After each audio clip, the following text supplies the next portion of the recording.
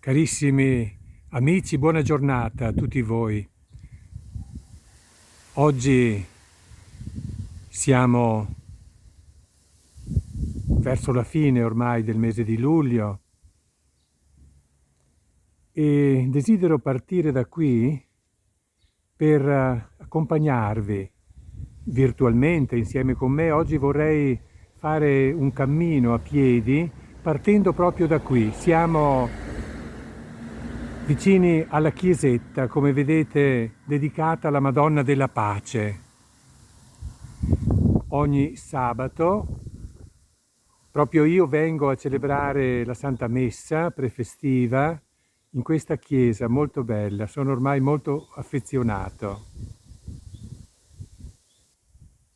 Ed ecco appunto la chiesetta dedicata alla Madonna della Pace.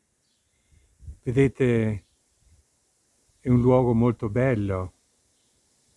E vedete proprio dietro la chiesa il Chiampon, il monte che domina la città di Gemona.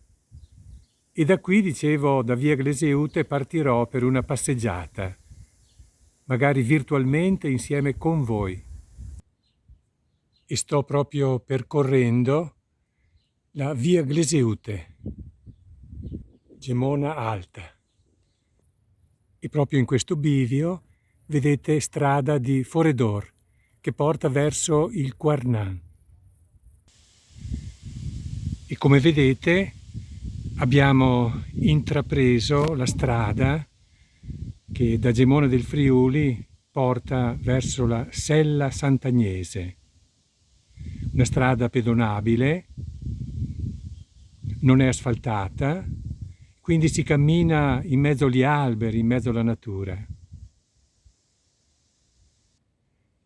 E sto appunto camminando lungo la strada che porta verso Sella Sant'Agnese. Salutiamo. Salve, ciao, ciao, grazie.